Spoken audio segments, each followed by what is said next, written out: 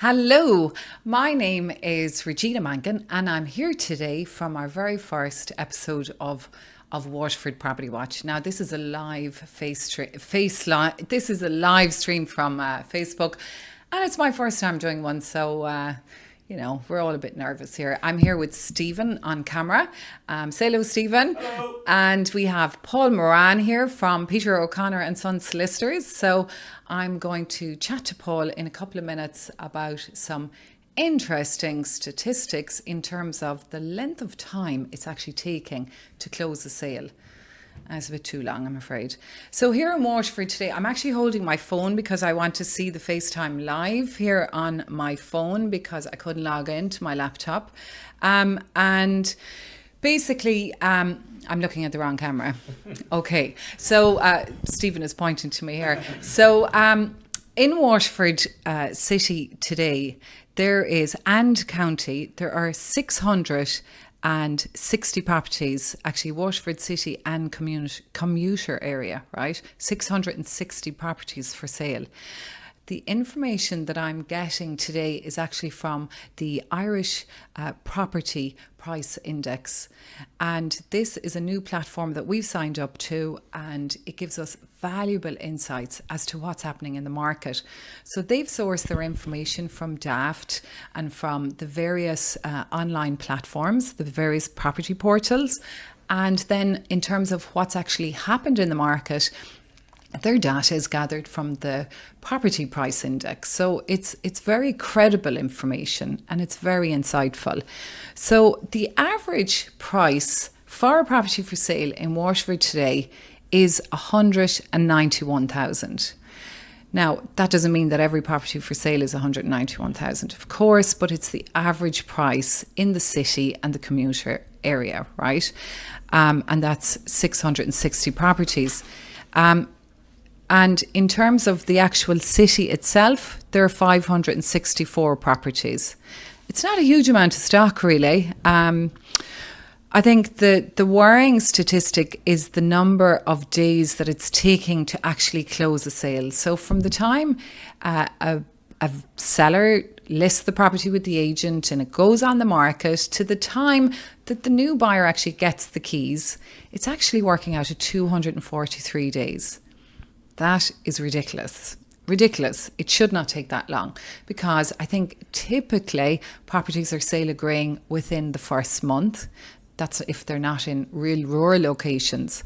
So one might ask, why is it taking so long? So I'll just pause on that point and come back to Paul, who's here with me, and we'll chat to Paul as to what his thoughts are on that. In terms of what's the most number of properties that are for sale, they're actually 3 bedrooms. So in terms of the entire city and county, actually the number I gave you in terms of the city and county was wrong there. It's actually 712. So the entire region in Waterford, city and county, is 712. And the city is 564. So of the 712 in the entire region, there are 239 properties that are 3 bedrooms. And the average price for a 3-bed in the entire city and county is 189,000, just the bones of 190,000. So that includes areas like from Dunmore to Stradbally, Kilmacthomas, Waterford City, Dungarvan, and obviously I'm not going to list them all off. And some 3-beds that are for sale on the market today. For example, I'm not going to list out all over 200 odd 3-beds, of course, you'll be glad to hear. So in Collins Avenue today, there's a 3-bed, lovely 3-bed for sale for 250,000. In Christendom on the Abbey Road, there's a 3-bed for sale for 145,000. And then in Morrison's Road, which is obviously an older part of the city, ideal for commuting to work, 165,000. So a good variation of different types of properties, including Regina in Dungarvan, a 3-bed is 160,000, and in Knock-a-T-Moor, there's a 3-bed for sale for 205,000. So there are 219 of these 3-beds for sale today. All right.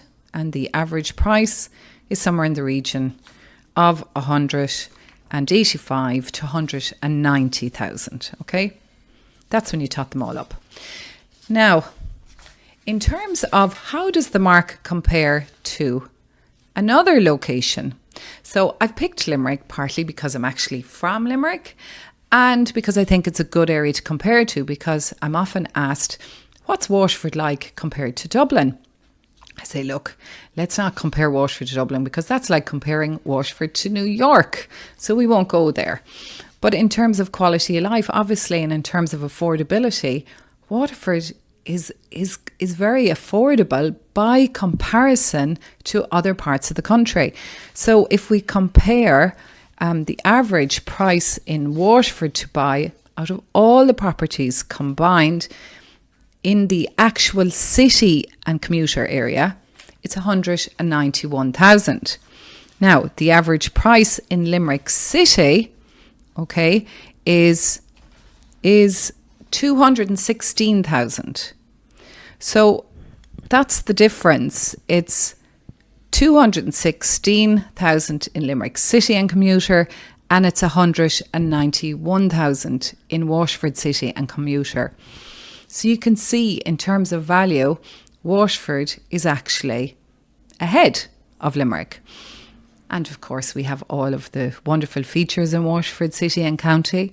We live near the sea, we are close to the beaches, and of course, we're in the sunny southeast and we get the best weather. So when I talk to my friends in Dublin, they say, how are you today? I say, oh my God, the sun is shining and we are flying here in Waterford. They're dead jealous.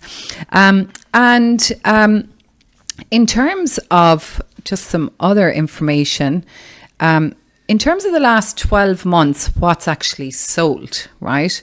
The average price in Waterford City and commuter area for sold now is 181,000. So that's over the last 12 months. And of course, it depends on what stock's on the market at the time. So you have to be mindful of that when you look at statistics and everything. So in terms of 1-beds in the last 12 months in the city and county, the 1-beds came in around 98,000. I'm just rounding the numbers off here. And 2-beds just over 110,000.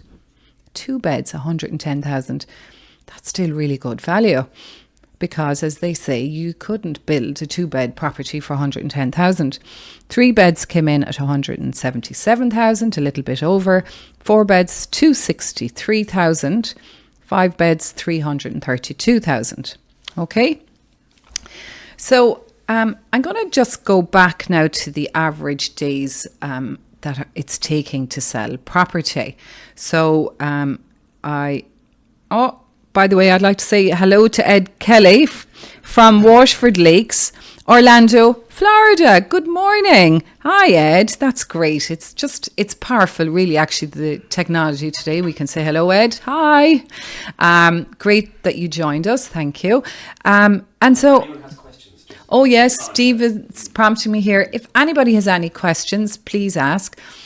They say women are great multitaskers, but I'm not sure here today. I have all this data, and I have Steve pointing at me to make sure I'm looking at the right camera, and I'm trying to read the comments. But, hi, Porrick. How are you? Shane, welcome. James Reynolds is watching. James is an architect, actually. I'll just give him a quick plug. He's a really good guy. So in terms of the timeline that it's taking to sell property, I'm just going to have a little look. I have to wear the glasses these days because I can't read a thing without them. Just back to the timeline. I just want to see, in terms of the sold history here, the snapshot. Bear with me while I have a little forage, and I will be more organised the next time. So Paul, actually, here it is. So on average, the average days to sell is 243. So from the time property gets listed, in the last 6 months, that timeline has actually gone up by 17%. So instead of getting more efficient, we're less efficient. So 243 days. Now, that's not for every sale, but that is in terms of the activity over the last 12 months. So I'd like to introduce you to Paul. Hi, Paul, from Peter O'Connor and Son Solicitors. You are so welcome, Paul. Thank you very much. So what the heck is going on here? I feel like I'm in trouble here and trying to defend the profession. When you mentioned that figure of 243 days, I was surprised. It seems incredibly high, but I'll take your figures on face value. Typically, a sale should take 6 to 8 weeks to close. That's a rule of thumb. It can take longer than that. It can be shorter than that. But there's lots of variables in that. So, one of the primary things we'd say to clients who come in are finding it's taking a long time. The sooner you get in and see your estate agent or your solicitor, the better. That'll speed up the whole process, because when we're selling a property, our primary job is to make sure the title's in order and that the seller, the vendor, as we call them, actually owns what they're selling. And there's various other things we'll look into, but that's our primary job. So the sooner you get in to see us, the sooner we can do that. And one of the primary things, with a lot of properties out there, they'll have mortgages on them. And if your property has a mortgage, the likelihood is that the bank will hold the title deeds to the property. Yes. And your title deeds will be, they'll be all the chain of documents that show your ownership to the house, including planning and other bits and pieces. So it can take up to 6 weeks from some banks to take those documents up. And before we can do that, we need to get the client to sign an authorization. So really, the sooner you can get in and see us, even if you're thinking about selling the property, in order to allow us to take up the title deeds, look through them, make sure everything's in order.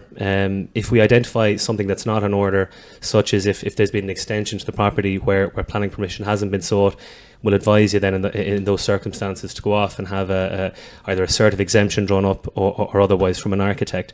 So really, what I'm trying to say to you is the sooner you speak to your estate agent, speak to your solicitor, that'll speed up the whole process down the line. Yeah, because Paul, it's very frustrating, right? For estate agent gets dead excited. We all love when we get a new listing, we market it, and then we find a buyer, usually typically within the first month. And then it's handed over to solicitors and you wonder... It's our fault. Oh my God, what is going on here? And no, in fairness, I'm not trying to blame the solicitors, but there is a huge level of frustration here. And I think, I can't stress enough to anybody who's thinking of buying, go to your solicitor sooner rather than later. So the practical things that you will say, or you will give a checklist, yeah? Yeah. Well, what kind of things are on that, Paul? What we do in our own office is we give prospective vendors a checklist of non-legal things they'll need to get in order. A lot of those will be the likes of your LPT, which is the local property tax, yes. Household charge, confirmation that that's been paid as well. It was the predecessor to LBT. The MPPR, that's another tax. So there are lots of things like that we will throw back on the client and say, look, go get these ducks in a row and come back to us. And in the meantime, we'll have got you to sign an authorization, and we'll be looking, I suppose, from a legal perspective at the title and in terms of what we need to draft the contract. But before we can draft a contract, we have to satisfy ourselves that everything's in order.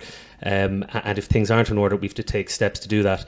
So the sooner we can identify those issues and propose solutions so that you can sell your house, the better. Yeah. And I mean, look, every scenario, I'm sure lots of agents have come across these various problems where the mapping is wrong when you go and you start getting copy of the maps. So obviously you can, get that all sorted if you go way in advance, because you could lose a buyer if the maps are wrong and, the title isn't correct. And then we've had problems where, there wasn't planning for the sewerage system. Yeah, and there, I suppose, from our perspective, there's nothing that time or money won't cure, really, and that may be a bit frightening to people listening to this. But the sooner we are aware of or we identify an issue, the sooner we can get around resolving it, because a prospective purchaser, if there's an issue with the property, they may be scared off, and it's a waste of everyone's time. So the sooner we're able to do our job and as I say, investigate the title, make sure what you're selling is what you actually own, and that it's all in order, the better, really. And ultimately, like, it's better to be proactive rather than reactive, because that's not good for anybody. And it's a really tough time when people are selling, because it's a little bit stressful. It's an incredibly stressful process on both sides, whether you're selling or buying. And I understand why the frustration you're talking about. It's perfectly you'd understand that, but it's in reality it's avoidable. Yes, it is. And I suppose a couple of observations I would make as an agent, that I notice some solicitors maybe drip feed what's needed to the seller.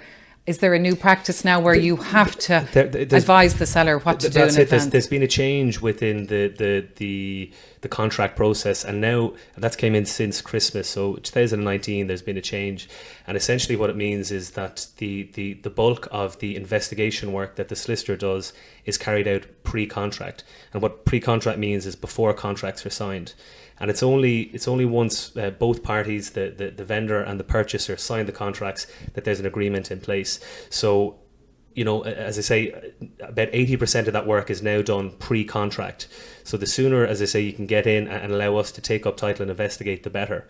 Great. So taking all this data aside, Paul, if somebody's selling their property, I think they should actually go to their solicitor before the estate agent and get everything ready. So assuming then that they have gone sale agreed on the property, they have a good agent, they have a good solicitor, how long should it take from the time the property is sale agreed to handing over the keys to new buyer in an ideal world? Well, I suppose how long is a piece of string is what I'd say to you. But in an ideal world, it should take 6 to 8 weeks. It can be shorter than that. It can take longer than that. Yeah. A lot of that will depend on the parties involved and the particular circumstances of the properties.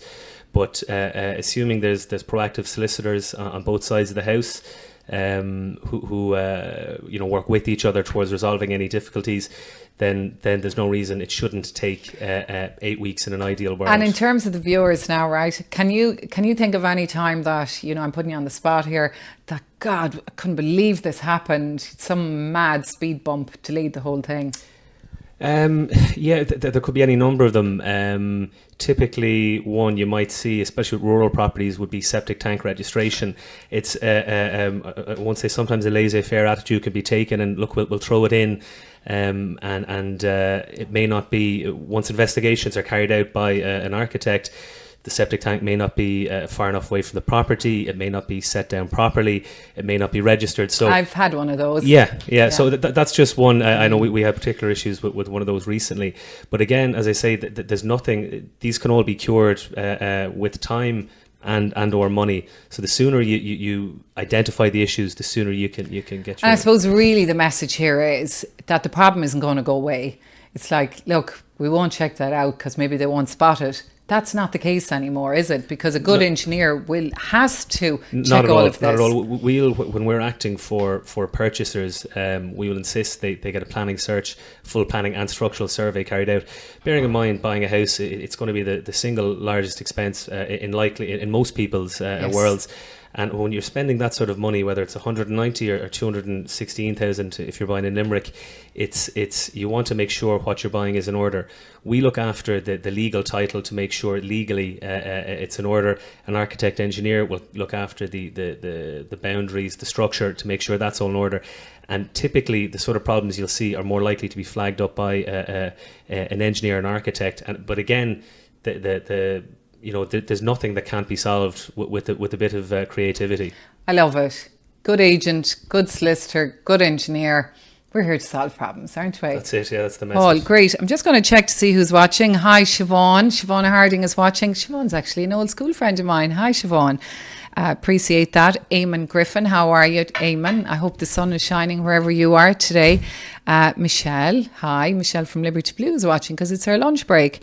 So really, I think that's a wrap from Waterford Property Watch, and we will be planning to do a bi-weekly and monthly show, I suppose, as you call it. Stephen's heading off on holiday soon, so that just might interfere with the second session, but I will let you know when it's on. So if you have any questions, feel free to message me, and if we can help, we would be delighted to. So Waterford Property Watch, the goal is to give the people of Waterford and people interested in investing in Waterford a general overview. Okay, so as we always say, Up the Daisha, Slán go fóill.